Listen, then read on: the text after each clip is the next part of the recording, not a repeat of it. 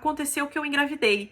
Com 6 semanas de gestação, eu fiz a ultra e tava ali o bebezinho bonitinho, tava tudo perfeito. Depois da gravidez química, eu fiquei com um certo medo de passar por um aborto, alguma coisa. Eu tinha muito medo. A partir dali, então, com 12 semanas, nós tivemos o próximo exame agendado. E eu lembro que quando eu dei tchau pro meu marido naquele dia, ele ainda tava assim, com um semblante bem preocupado, sabe? Mas eu tentei tirar isso da minha cabeça, tentei pensar positivo.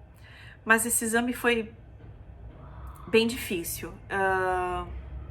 Eu lembro que eu cheguei no laboratório, cheguei na clínica, era a mesma médica que fez todos os exames enquanto eu estava grávida do meu filho, então já conhecia muito ela. Ela colocou ali o aparelho de ultrassom ali para ver o bebê. Ela primeiro colocou na minha barriga, ela não colocou já transvaginal, porque pela idade gestacional já deveria ver bem o bebê já direto na barriga, né, sem precisar do transvaginal. Ela colocou e ela viu que tinha algo errado. Eu já percebi, ficou assim um clima estranho na sala, ficou um silêncio assim, pelo que eu me recordo, ela falou algo como, sabe, algo assim, ela meio que se lamentando, ela falou algo como que havia algo errado com o bebezinho, que não tava legal. Eu acho que ela até chegou a mexer ali o aparelho, o bebê tava estático ali. Aí ela falou, vou fazer uma transvaginal para ver melhor. Aí ela colocou e ela falou, mãe, a gravidez não evoluiu. O bebê tinha tamanho de 8 semanas de vida. E que o bebezinho tava sem vida. E foi muito, muito difícil. Lembro que eu comecei a chorar desesperadamente. Liguei para o meu marido, liguei para minha irmã para contar. Eu não sabia muito bem o que fazer. A gente estava no início da pandemia. Eu lembro que eu tinha saído de casa às pressas para fazer o exame. Eu não tinha comido, comi alguma coisinha.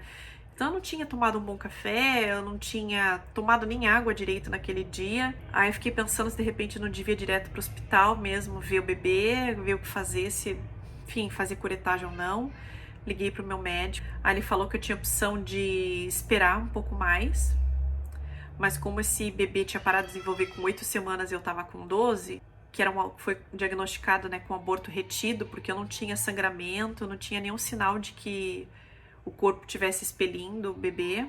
Poderia ser que eu esperando isso acontecesse naturalmente, mas não sabia se isso aconteceria. Acabei decidindo ir de uma vez até o hospital para fazer a curetagem, porque eu pensei que eu psicologicamente não teria condições de chegar em casa e ficar remoendo aquilo, revivendo aquela gravidez que não tinha ido para frente. Eu preferi resolver de uma vez, e já que eu não tinha mais como salvar esse bebê, então que era melhor fazer a curetagem de uma vez. Eu me internei no hospital nesse dia, já saí de lá, já fui direto pro hospital, já fui internada. Ali já mandaram eu não tomar mais água, não comer. Só que detalhe, eu comer mesmo eu tinha comido no dia anterior. Então isso já devia ser por volta da hora do almoço. Porque até chegar no hospital, até ser internada, aliás, acho que eu fui internada, acho que era 1 da tarde, tá? Então você já imagina a minha fome que eu tava, muita. Sede, eu já tava com sede, que eu bebi pouca água até esse momento. E eles falaram que eu não podia comer nem beber mais nada. Eles colocaram os comprimidos que pro útero dilatar, que eles com o útero dilatado e aberto ali, que eles fazem a curetagem. Para que a curetagem seja o menos agressiva possível. Eles colocam uma máquina que suga, né, que todo aquele material, o bebê, tudo. Se até então o corpo já não tiver expelido com os comprimidos, porque com os comprimidos o corpo já começa a provocar uma cólica e expelir naturalmente. Então, que ficasse ali, essa máquina, ela sugaria, e se fosse necessário, eles fazem uma raspagem ali no material, né? O que for necessário, eles fazem a mais. Então, foram colocados esses comprimidos. Eu lembro que eu tava assim, muito abalada, obviamente. E por ser uma pandemia, meu marido não podia ficar comigo, eu tive que ficar sozinha no hospital, fiquei numa sala sozinha. Comecei a ter cólicas, demorou um pouco, mas comecei a ter umas leves cólicas que foram intensificando ao longo do dia. Em resumo, eu fui começar a ter contrações mais fortes, expelir mesmo no final da noite. Então, acho que eu só consegui ir pra sala de cirurgia, já era mais de meia-noite. Até então, vocês imaginam. O remédio também desculpa falar isso aqui, mas soltou intestino também. Então eu comecei a desidratar. Então, além de começar a sangrar bastante, eu vi o bebezinho, né, o feto saiu na cama, eu vi. Então isso deixa a gente mais abalado ainda. E a gente passando por isso tudo sozinha. Eu tive a sorte que a enfermeira da noite era um pouco mais atenciosa, ela que foi até lá o quarto, me colocou um pouco mais confortável, ajeitou a cama pra mim, porque eu não tinha condição psicológica pra essas coisas. Eu lembro que acho que até ela ligou a televisão, que já pelo menos ajuda um pouco, né?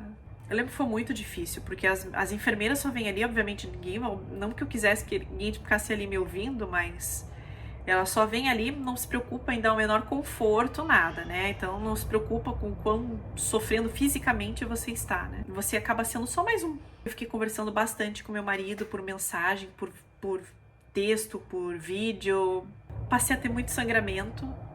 Quando finalmente eles falaram que eu estava apta a ir para a sala de cirurgia, eles me levaram numa cadeira de rodas para uma outra salinha, que era uma sala já da pré-cirúrgica, que eles começam já a preparar, colocar toquinha em mim, essas coisas, né? E eu lembro ali que eu comecei, lembro que escorria muito sangue, e eu lembro que eu comecei a sentir aquela sensação de pressão caindo. Eu comentei com a enfermeira, falei, ó, tá me dando enjoo, tá começando tô vendo a imagem um pouco piscando, falei pra ela, falei, eu acho que a minha pressão caiu. Aí ela, me avise quando você melhorar, que daí a gente vai pra sala de cirurgia. Pensei, cara, eu não como, não bebo faz muitas horas. Obviamente eu não vou melhorar enquanto estiver aqui sangrando e sem nenhum soro nem nada para hidratar. E bom, vou mentir para ela que eu tô me sentindo melhor para ir de uma vez para a sala de cirurgia, porque acho que o único jeito lá na sala de cirurgia é receber soro, essas coisas que vão melhorar, que você realmente é atendida pelo médico. E não essa mocinha que tá falando, fica aqui até você melhorar.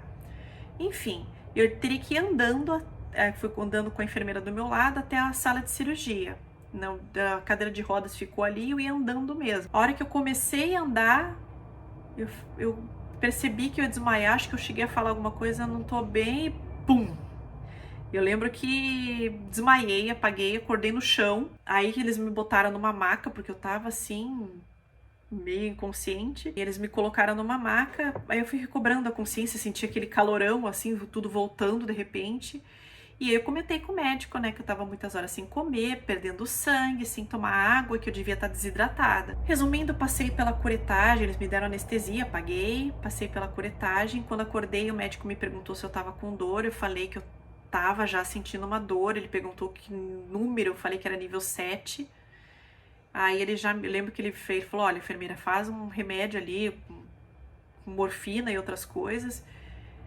E, gente do céu, quando eles me deram finalmente o remédio forte, com morfina e tudo mais, que eu passei a não sentir nenhuma dor, e daí eles me levaram pro quarto e disseram, você pode já fazer um lanche leve, eles me levaram um chazinho com bolacha, e nessa altura meu marido já tinha mandado também pro hospital uma mala com roupa, algumas bolachas, algumas coisas pra mim. Psicologicamente eu tava, lógico, arrasada, mal, mas eu confesso assim que o fato de parar nesse momento de sentir dor física, de poder comer, de poder tomar água, me deu uma certa paz, assim. Eu senti nesse momento uma paz, sabe?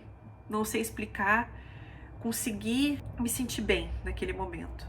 Dormi depois disso. No dia seguinte foi difícil novamente, que a enfermeira veio explicar pra mim como tinha sido o procedimento. Eles pedem para que você não tente engravidar por 3 meses, que é para dar tempo do corpo se recuperar, né? Da perda. E ela disse que o material ali coletado seria enviado para análise, que é praxe já deles ali. Eles têm que analisar inclusive a placenta, se não tem um risco de um câncer, alguma coisa na placenta. Ela disse que isso era obrigado por lei a ser feito. E ela até perguntou para mim se eu não queria enviar o feto para análise e tudo mais. Então eu pedi para que separasse, né, que eu iria ver então se eu me encaminharia ou não.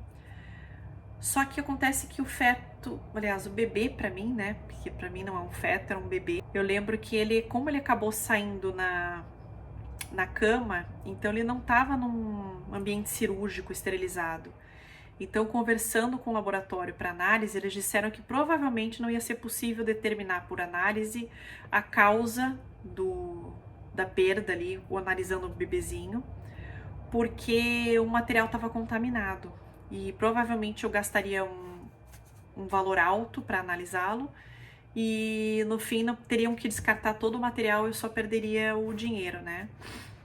Mas foi difícil porque eu tive que levar o bebezinho, né, comigo, saí do hospital com ele, meu marido até viu, a gente parou ali em frente ao hospital, conversei então com o laboratório que me disse isso, foi ali que o laboratório me disse que não teria como analisar o feto, porque realmente haveria uma grande chance do material estar inviável para análise. Então, eu meio que sem saber o que fazer com o bebezinho, eu devolvi ao hospital. Entreguei no laboratório deles lá, que eles até ficam junto com o material que eles analisariam da placenta e eles fariam descarte lá deles. Na época eu pensei se eu enterraria de alguma forma, mas pensei onde, né? Não tinha um lugar para fazer isso. Se eu morasse em um lugar que tivesse um gramado, alguma coisa. Enfim, é difícil porque pra gente não é simplesmente um feto, é um bebê, é uma vida que não seguiu, né? Com esse bebê, naquele momento morreram alguns sonhos, planos. Não é fácil falar sobre isso, mas enfim, foi uma fase muito difícil. Eu lembro que não tinha um só dia que eu não chorasse muito. As mães que passam por isso, que perdem bebê, sabem que a gente sai do hospital querendo estar grávida de novo. Querendo que aquela dor parasse, querendo que aquele buraco que abre no peito sumisse. E eu lembro que as pessoas em volta às vezes não entendem muito bem, né? Elas falam, não, calma, dê tempo pra você, se cuide. Mas eu vejo por outras mães aquela ansiedade pra você simplesmente estar grávida de novo e não sentir mais essa dor, não sentir mais essa perda. Mas claro que eu me cuidei, eu esperei o tempo indicado pelo médico para tentar a nova gravidez, mas foi muito difícil.